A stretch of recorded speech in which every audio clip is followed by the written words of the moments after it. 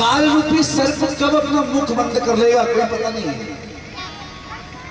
रात्रि में अच्छा खासा व्यक्ति सोता है, सुबह उठता नहीं।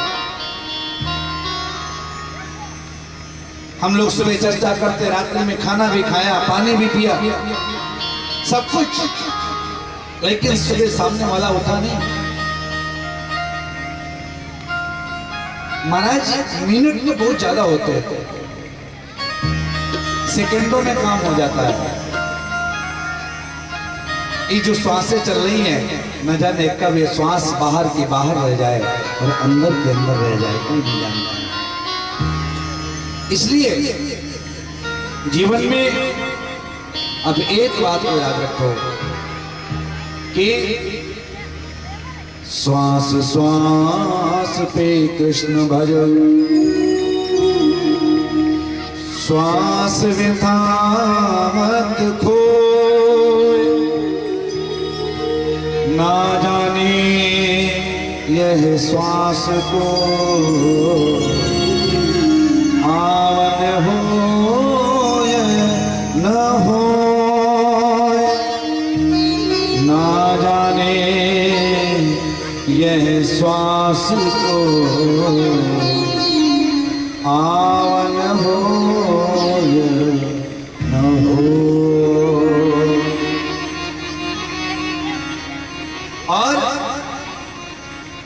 महाठगनी ये श्वास है, हर पल आए जाए, रुक जाए कब और कहाँ, ये कोई जान न पाए।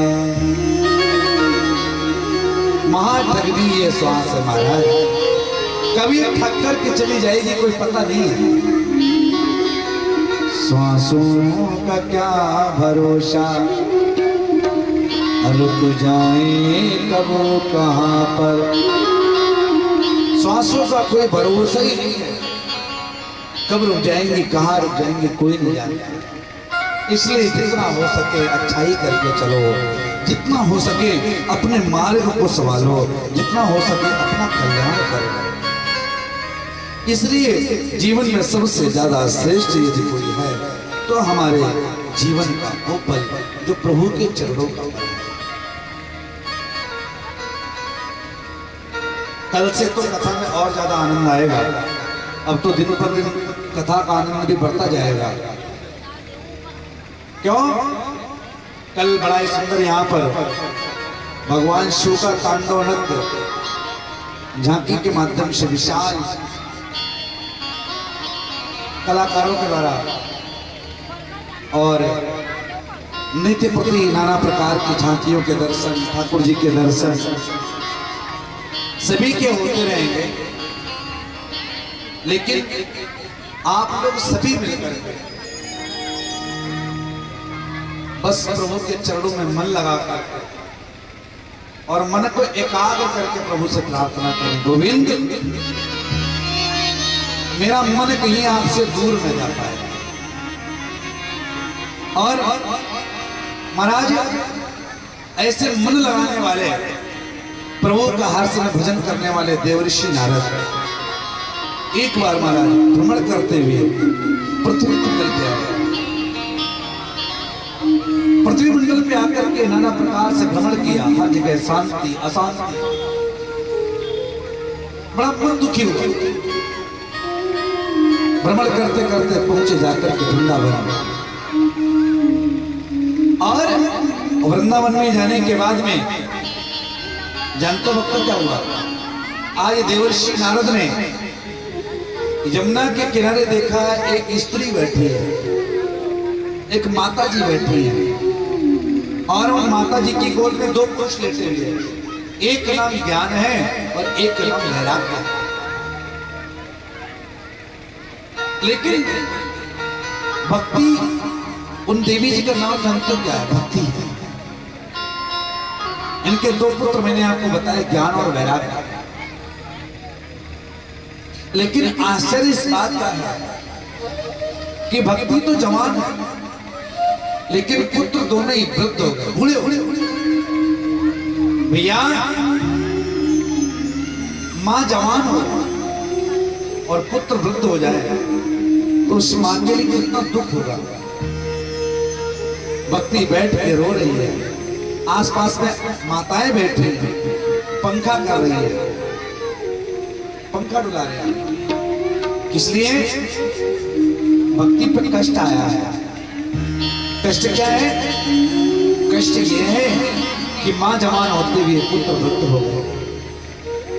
देवर्षि नारद आए और महाराज उस शिष्य में जैसे नारद जी को देखा, आवाज लगाई कि भूभो साधो क्षणं तिष्ठ मच्चिन्तामपि नाशय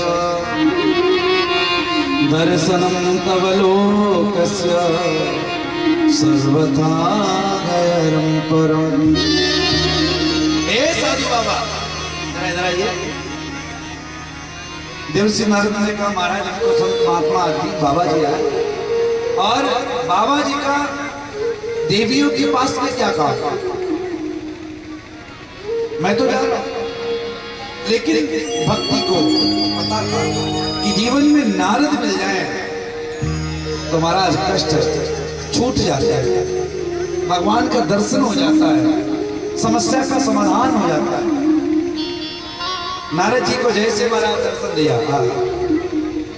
वैसे भक्तों आवाज लगाई आए और आने के बाद में जानते हो तो क्या हुआ? आज उसी समय पर देवर्षि नारद ने आकर के परिचय पूछा, देवी आपका परिचय क्या है? भक्ति अपना परिचय दे रही है कि अहम भक्ति विख्याता इमौ में तनयो मतौ ज्ञान वैराग्य नामानो काल योगी जर्जरो। अहम भक्ति विख्याता, मेरा नाम भक्ति है और ये जो मेरे गोद में दो पुरुष लेटे हुए हैं ये कोई पुरुष नहीं है, मेरे पुत्र हैं।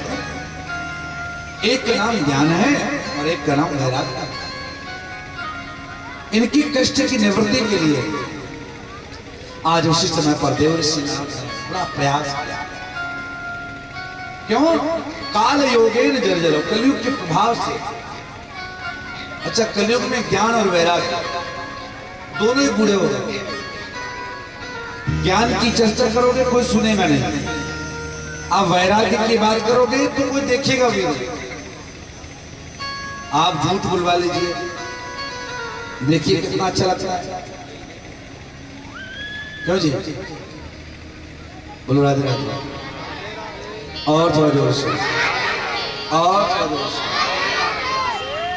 संसार की बुराइयां करा ले आदमी जो है खूब सुनेगा लेकिन ज्ञान नहीं, कथा नहीं सुनेगा, सत्संग में उसका मन नहीं लगेगा। महाराज इसके बाद में एक बात और ध्यान रखो आप भक्तों को, हमें जीवन में मैंने आपको बताया संसार की बुराई हमें दुख देती है, यहां पर भी यही बात है। और कलयुग में तो भगवान की बड़ी कृपा है, कोई भी ज्ञान और भक्ति को सुनना नहीं चाहेगा। इसलिए भक्तों जीवन में ज्ञान बना रहे, वैराग्य रहे, लेकिन भक्ति के साथ रहे। यदि भक्ति के बिना ज्ञान है तो दुखदायी हो जाएगा और भक्ति के साथ में ज्ञान है तो सुखदायी हो जाएगा।